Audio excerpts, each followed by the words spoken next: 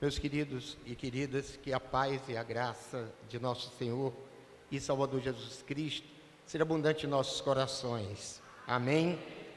Nós estamos honrados por Deus, temos o privilégio da parte de Deus de podermos estarmos aqui, né? A honra, eu creio que é toda minha, de Deus ter me possibilitado essa oportunidade. Segundo, grato ao pastor Jamerson, a sua esposa, a sua família, porque também esse convite transitou da parte de Deus por sua vida. E a igreja, né, que é a autoridade maior depois de Cristo que temos. Grato a cada um de vocês por esta rica oportunidade de virmos esta noite partilharmos a palavra do Senhor. Eu trago um abraço da Igreja Batista Shalom Adonai. O pastor Jamerson já se adiantou. A Leia, ela tem sido um braço forte. Eu sempre tenho dito à igreja lá de que aquele ditado não cola muito para mim, né? Quando diz assim, ó, atrás de um grande homem tem uma mulher. Eu digo sempre, na frente de um homem tem uma grande mulher, né? E Deus tem tido misericórdia da minha vida através da instrumentalidade da Leia, e é justamente por causa disso, James, quando eu saio, geralmente ela fica lá assumindo, e quando também ela sai, eu aí assumo, né? Alguns lá na igreja até brincam, dizem, não, o pastor José Rizzi é PhD. Eu digo assim, eu estudei muito, mas esse PhD é pobre homem dominado. E eu dou graças a Deus por isto, né? Esse time tem dado certo assim dentro dessa estrutura. Então, eu estou expressando aqui a minha felicidade da igreja, de poder estar aqui com a igreja co-irmã, festejando esses 10 anos. E eu queria, né, ler o texto com os irmãos mais uma vez, que é a divisa, que se encontra no livro de Êxodo, capítulo 15, verso 2. Queria ler com toda a congregação, os irmãos que já encontraram, eu quero pedir a gentileza de ficar em pé. Quem está procurando aí, vai se preparando para ficar em pé para a leitura da palavra de Deus, né? Êxodo 15, versículo 2. O Senhor é a minha força e o meu cântico, ele me foi por salvação. Este é o meu Deus, portanto lhe farei uma habitação. Ele é o Deus do meu Pai, por isto o exaltarei. Que Deus aplique a sua palavra nos nossos corações, podeis assentar em nome de Jesus.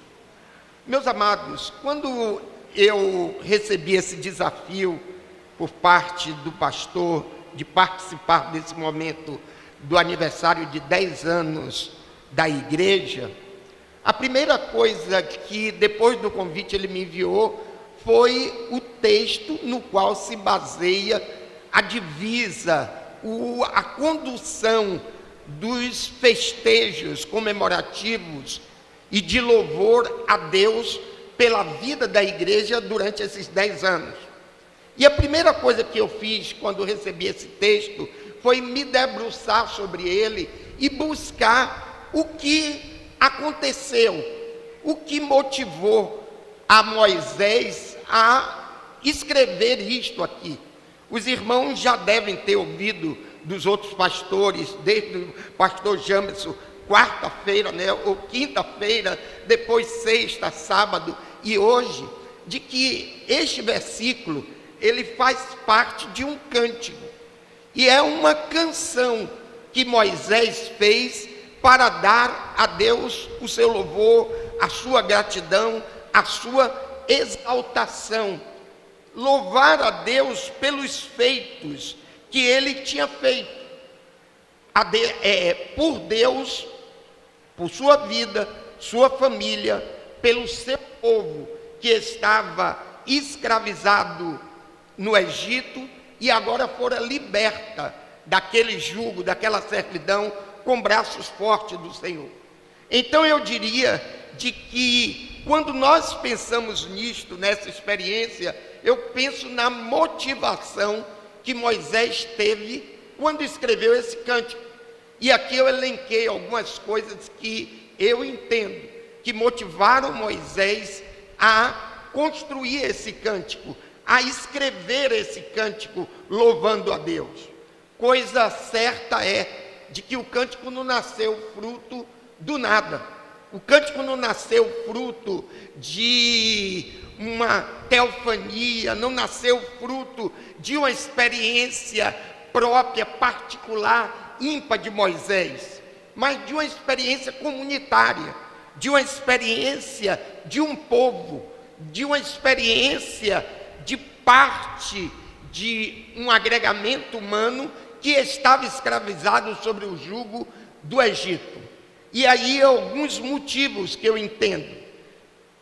Motivo primeiro é de que, querendo falar dessa motivação, uma coisa que me vem assim aos olhos, claro, do motivo de Moisés escrever isto, era que ele era motivado pela clara evidência daquela relação de servidão que o povo de Deus, o povo judeu, estava subjugado. Ele tinha uma compreensão, tanto palaciana, porque ele viveu muitos anos da sua vida dentro do palácio, sendo servido como príncipe do Egito, como também uma interação de compreensão do jugo e do perverso jugo que o povo egípcio submeteu ali os judeus. É por isso que o texto de Êxodo 12, 40 diz o seguinte: o tempo que os filhos de Israel habitavam no Egito foi 430 anos. Está em Êxodo 12, 40. Imagine você estar vivendo distante da sua casa por um período de 430 anos. E não somente isto, viveu um período que eu diria de que mais ou menos de 5 décadas, em que eles foram recepcionados como visitantes, como pessoas benquistas, e por amor de José, eles receberam, porque José foi o salvador do Egito, foi aquele que discerniu os sonhos do faraó, quanto aquele período de abundância que iria se experimentar, e depois daquela falta de tudo, e José discerniu o seu sonho. Por isso em Êxodo 2, 23 a palavra diz: e aconteceu depois de muitos dias, que morrendo o rei do Egito, os filhos de Israel suspiraram por causa da servidão, e clamaram, e o seu clamor subiu a Deus por causa da sua servidão. Êxodo, capítulo 2, verso 33. Então ele tinha, primeiramente, essa clara evidência. Olhe, eu sei o que é a escravidão. Eu sei o que é que este povo está sendo subjugado. Eu sei o que é ser escravo. E é uma questão para nós que eu diria intestinal. Nós sabemos o que é escravidão. Nós como povo, e principalmente baianos, sabemos o que a escravidão causa. Dor, causa falta de identidade, anulação de objetivos. Moisés, naquele momento, ele possuía clara evidência de entender isto. Olha, eu estou diante de um povo que perdeu a sua identidade, de um povo escravizado, de um povo massacrado, de um povo que não entende mais o que seja liberdade. A primeira coisa, antes de Moisés escrever esse cântico, foi compreender essa realidade. A segunda coisa que eu diria que motivou Moisés a escrever nisto, foi seu espanto diante dessa poderosa intervenção divina para libertar o povo do Egito. Olha, irmãos, quando nós pensamos em que Moisés experimentou, não foi em grande período de tempo, não, em pouco período de tempo, Moisés viu as águas do Nilo se transformarem em sangue. Moisés viu a praga dos gafanhotos, das úlceras, dos animais que morreram, da saraiva que destruiu as plantações egípcias. Moisés experimenta esta grande situação, e é justamente uma outra mola que impulsiona ele a escrever este cântico ao Senhor.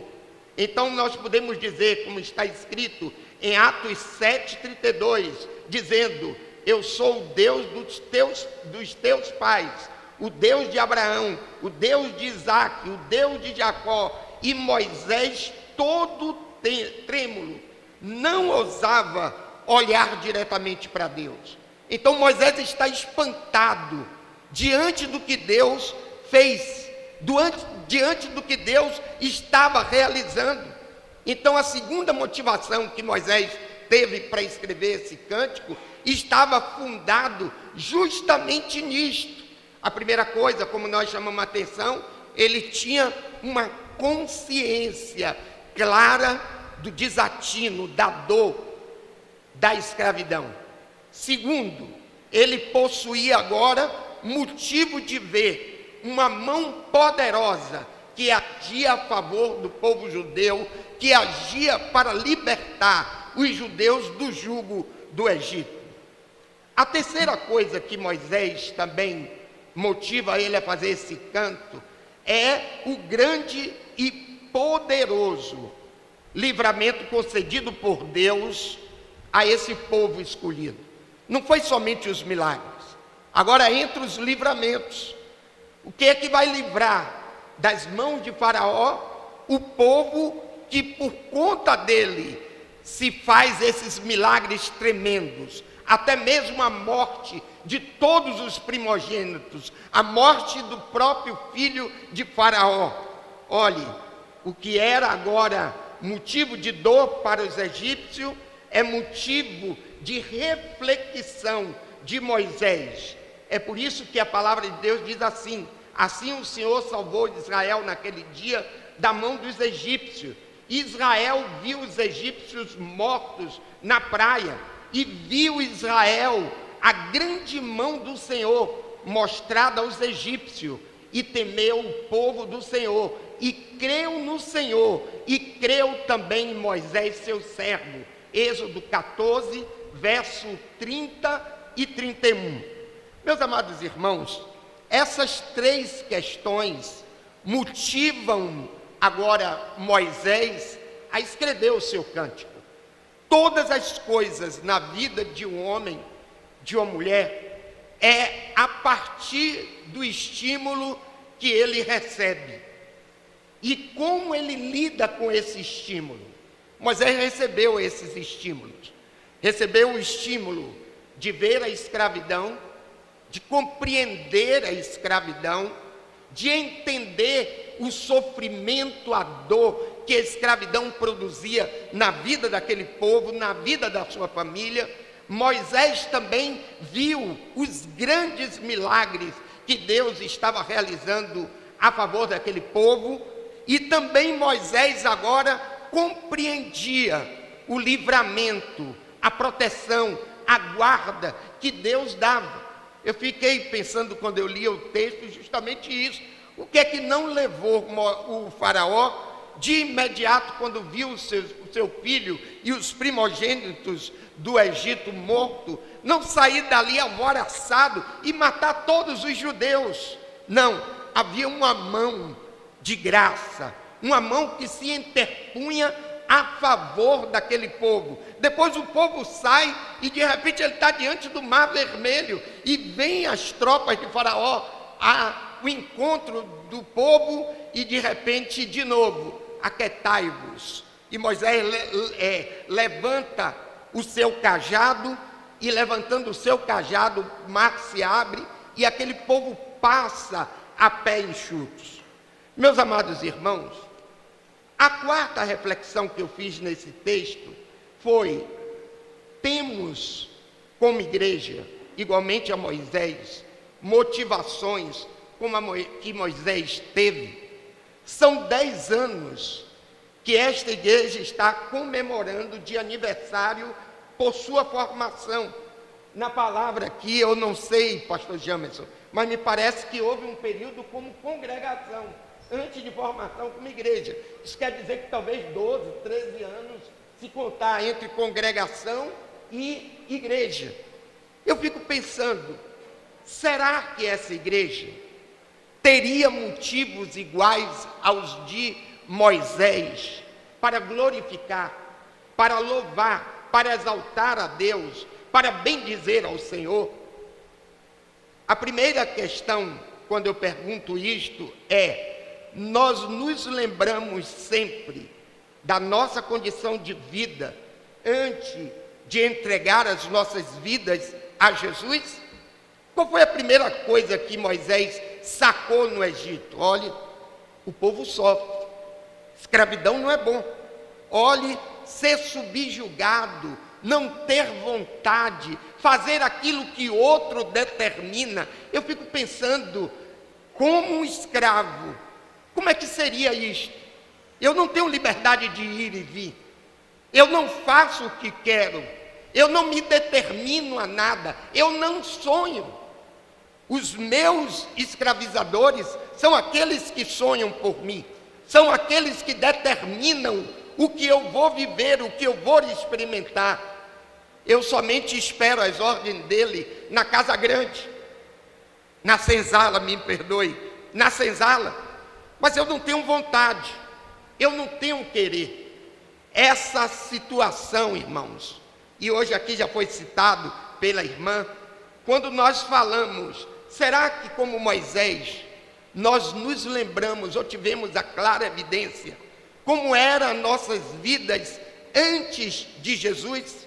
Será que nós como igreja refletimos nisto tempo a tempo, o que éramos quando ainda estávamos como escravos, igualmente como judeus? No texto de Efésios, capítulo 2, verso 1 e 2, diz o seguinte: ele vos concedeu vida, estando vós mortos nas vossas transgressões e pecado, nos quais andaste no passado, conforme o curso do sistema mundial, de acordo com o príncipe do poder do ar, o espírito que agora está atuando nos que vivem em desobediência. Eu creio de que, igreja, nós precisamos ter essa clara evidência do que éramos, escravo da vontade daqueles que dominam no ar, que destrói, esvazia a imagem de Deus em nós, que nos faz sermos escravos dos vícios, da vida errante, da falta de propósito na nossa existência. Eu diria de que a primeira coisa que eu observo para a igreja é aquilo que Moisés primeiramente observou: a escravidão de um povo subjugado ao jugo do Egito.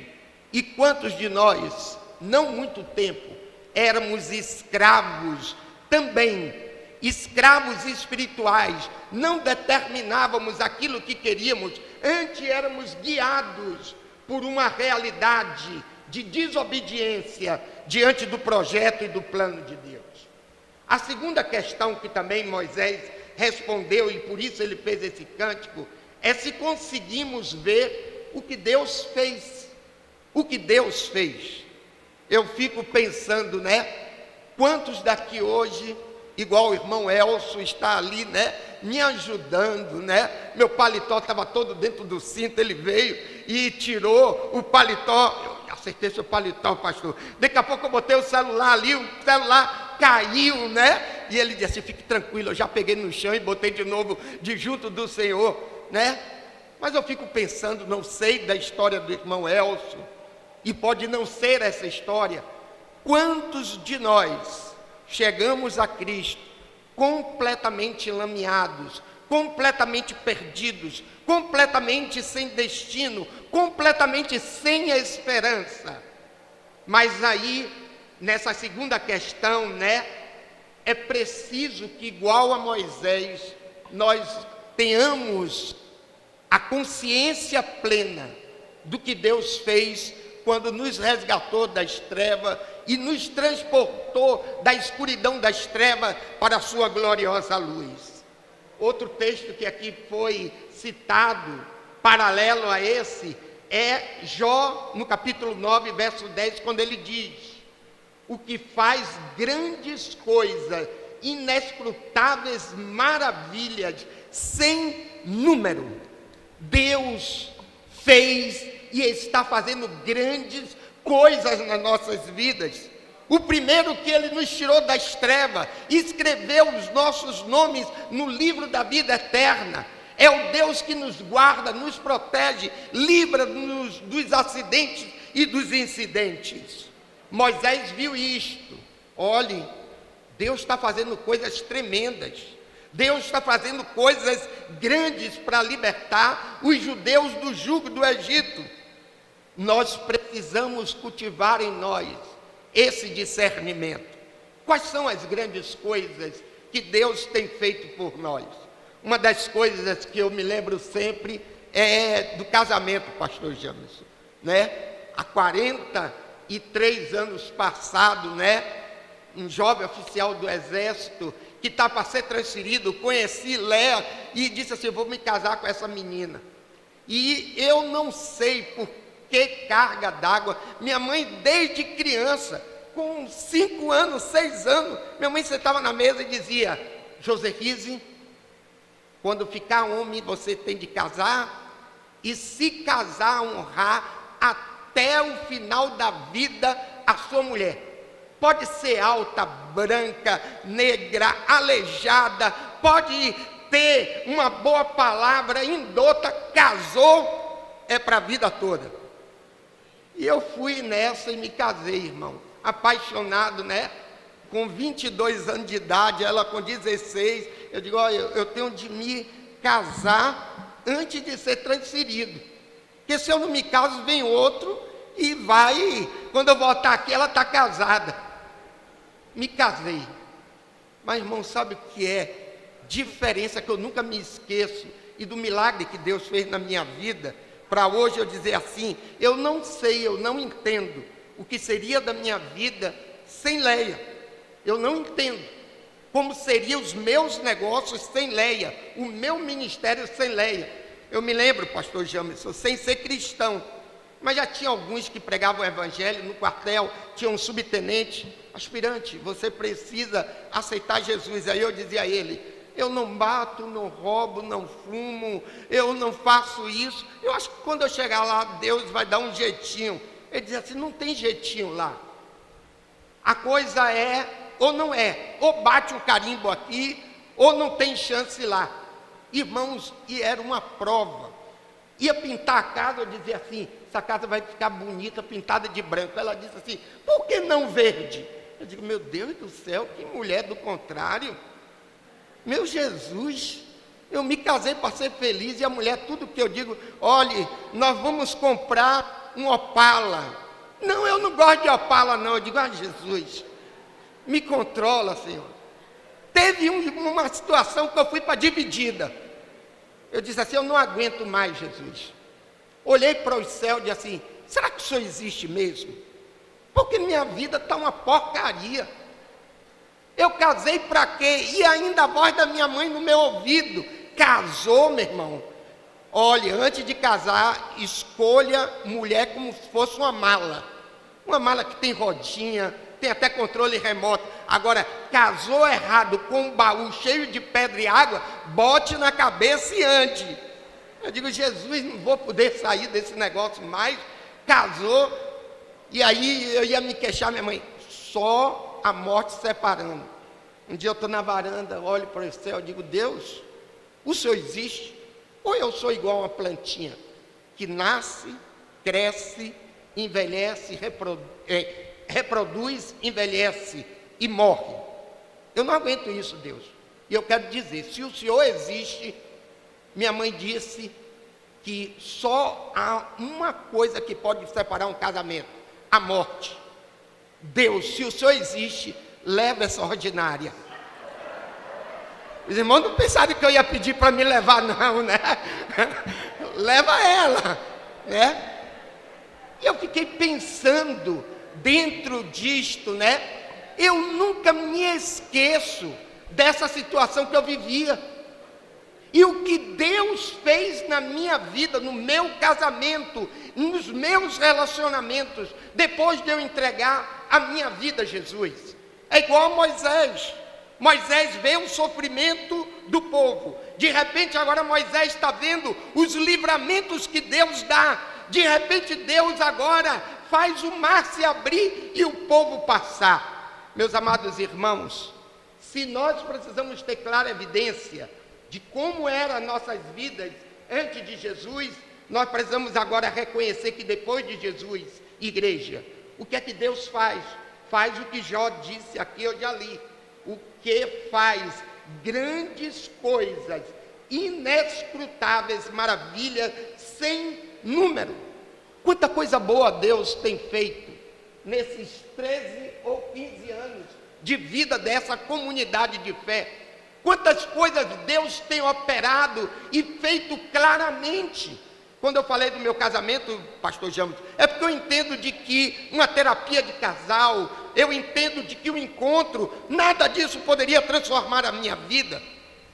Iria desembocar em um divórcio, talvez um outro casamento, eu me tornar replicante, como muitos hoje assumem, casa e descasa, e casa e descasa.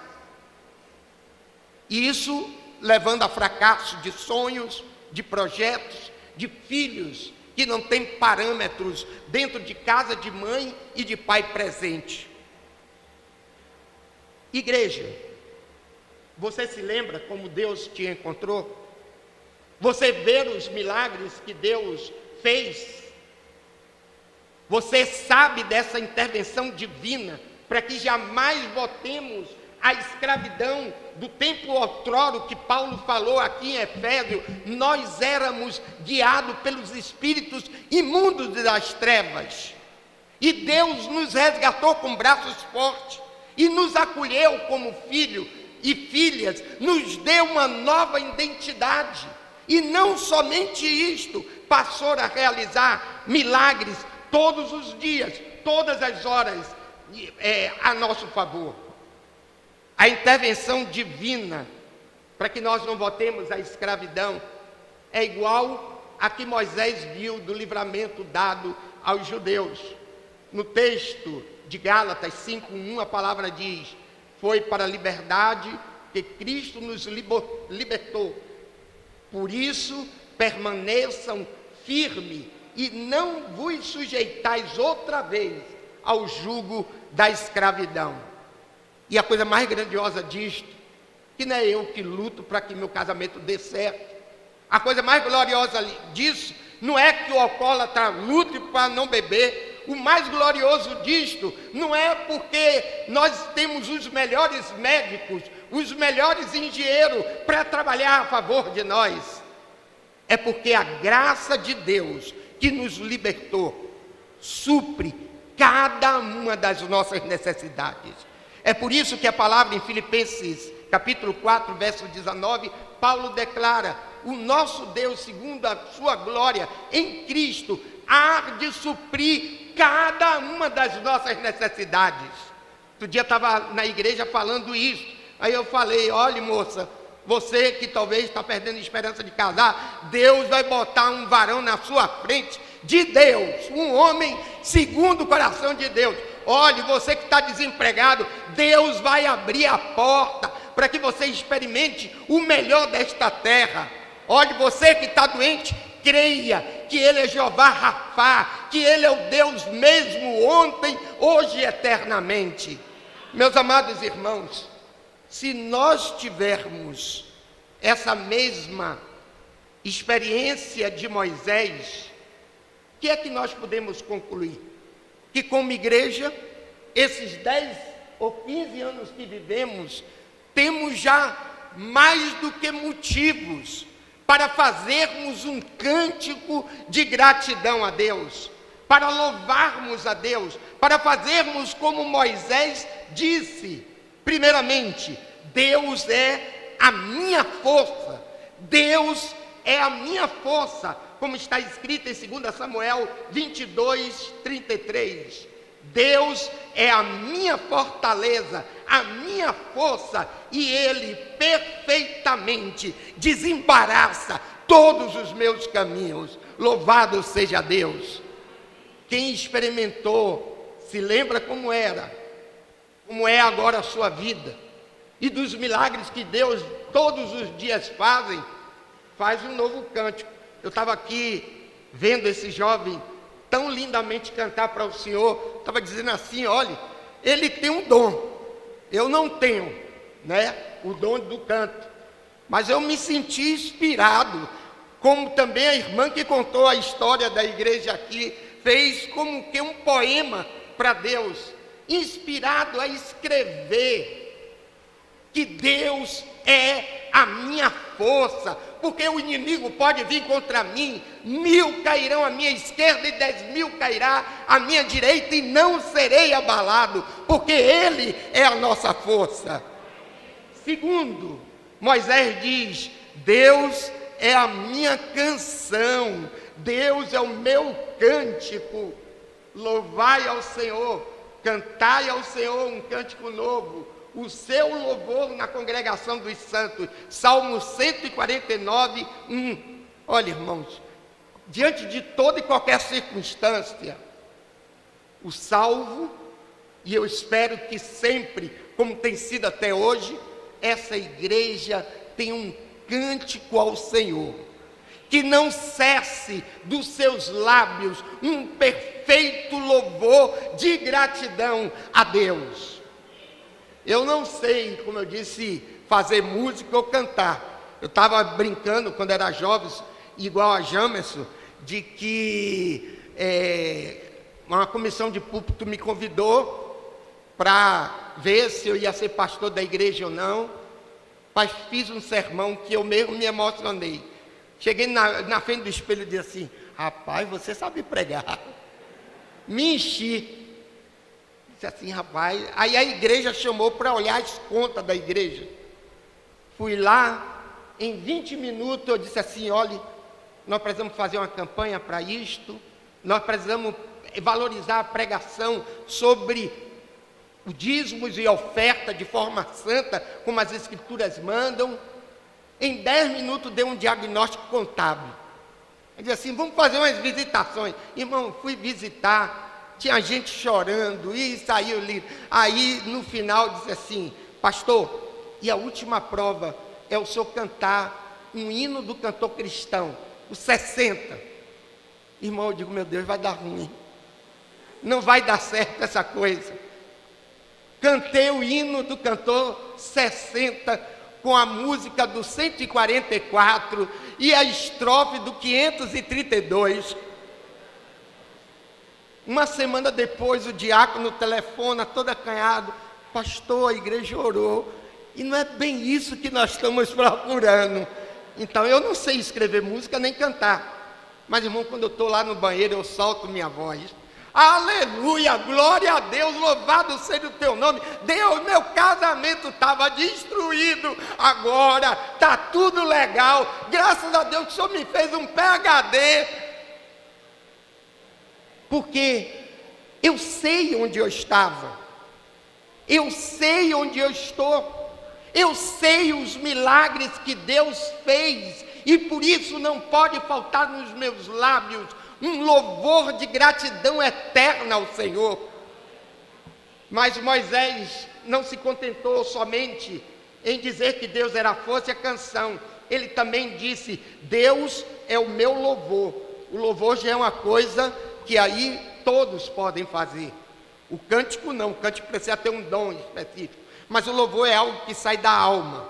O louvor é uma gratidão, é uma exaltação. O louvor é algo misterioso que nos envolve quando nós fazemos aquilo que está escrito em João 4:24.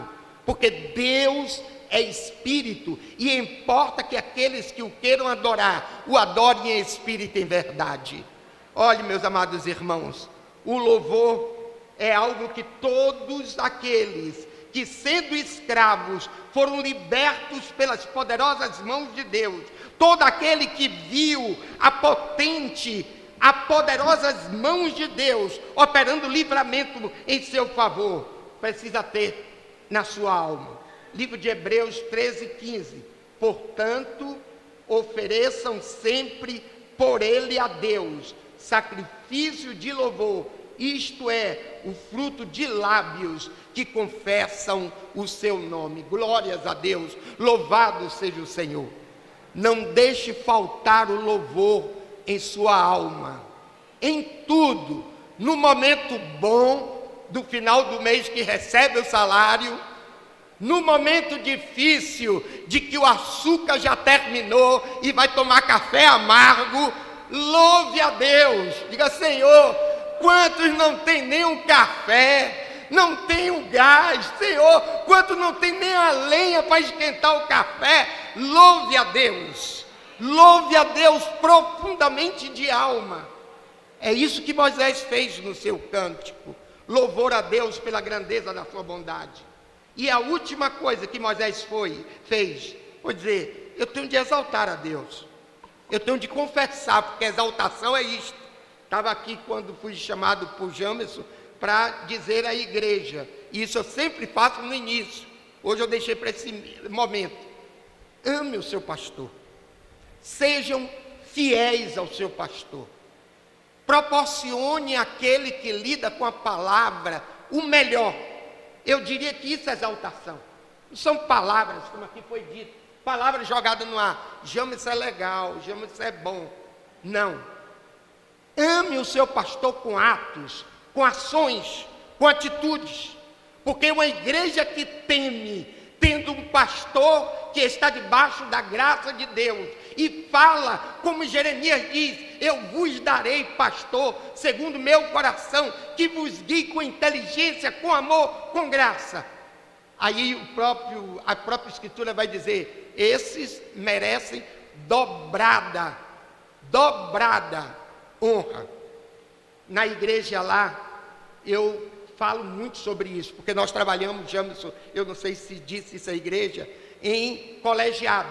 Hoje nós já somos 10 igrejas, que estamos dentro da convenção, somos da convenção, mas trabalhamos de forma colegiada. Então eu tenho hoje 16 pastores que estão sobre a minha liderança, trabalhando nas congregações. Aqui em Dias d'Ávila mesmo nós temos uma, em Catu, lá em Salvador nós temos já em alguns bairros a igreja, trabalhando dentro como batista. Não nos desviamos dos princípios, dos valores, mas entendemos que precisávamos unir as nossas forças. Um dia eu disse assim: o que é que eu vou falar para exaltar esses pastores? Eu digo, cheguei no púlpito e disse assim: você está vendo aí pastor que vende terreno da igreja e foge com dinheiro? Vocês estão vendo aí pastores que já casaram 3, 4 vezes? Vocês estão vendo aí pastores que não amam ovelha, mais rapina? Olhe, meu irmão, exalte o seu pastor. É hora também de não somente você chegar na igreja e dizer: pastor, estou vivendo um problema, lá em casa está um destroço. Aí chega hoje: pastor, a Coelba cortou a minha luz, faço gato ou não, né? Eu disse assim: olha, irmão, eu sei que pastor tem de ouvir isto, e tem de estar preparado para dar uma palavra acerca dessas coisas. Mas eu disse assim: a igreja só traz problema para pastor? Eu nunca vi ninguém trazer uma galinha assada para o pastor. Pastor, aqui é a galinha assada para o senhor. Irmão, na outra semana o pastor ia me ligando: pastor, que palavra abençoada. A irmã trouxe uma macarronada. A outra já trouxe 2 galinhas vivas, disse que é para deixar engordando lá no fundo da igreja, que vai fazer uma galinha para o senhor. Olha, irmão, exaltação aqui significa isto. Exaltar é reunir louvor adoração, compreensão de que sua força está balizada no Senhor e dar a Deus o que a Deus devemos dar. Paulo vai dizer, olhe, me perdoe, Paulo o quê? O que darei eu ao Senhor? Salmos. Por todos os benefícios que Deus tem feito por mim. Tomarei do cálice da salvação e todo beberei. Louvarei e exaltarei eternamente ao Senhor. Meus amados, exaltar é ter a ação de conjugar tudo isto e dizer, eu sei de onde eu vim. Eu sei a situação em que me encontrava. Eu sei o que Deus tem feito e fez para me resgatar daquele buraco que eu me encontrava. Eu sei que mesmo hoje a boa mão de Deus me livra dos acidentes, dos incidentes, do homem que apressa passos para derramar sangue inocente. De quantos livramentos que os nossos olhos e ouvidos não ouvem nem vê. É por isso que eu preciso, depois que eu compreender tudo isso, fazer igual Moisés. E é por isso que esse texto tem tanta significância, eu diria, pastor Jamerson, para a igreja nesses 10 anos de caminhada. Não se esqueça, igreja, porque a igreja não é bancos, igreja não é prédios, igreja não são microfones, igreja são pessoas. Não se esqueça, igreja, você que é a igreja, que forma a igreja, não se esqueça de onde você veio. As dores e a escravidão, o jugo antes de Jesus. Não se esqueça, igreja, os milagres que Deus teve de te fazer, para que você não estivesse no fundo do poço, talvez hoje morto. Os livramentos que Deus proporcionou como milagres, estendendo mão forte, te resgatando dos vícios, da idolatria, te resgatando do modo vã de viver. E se você, como igreja, reconhece isso, estará no seu lábio esse louvor: Deus é a minha força, Deus é a minha canção. Eu louvarei a Deus e darei a Ele toda exaltação. Que Deus nos abençoe hoje e eternamente, em nome de Jesus e para a glória de Jesus. Amém.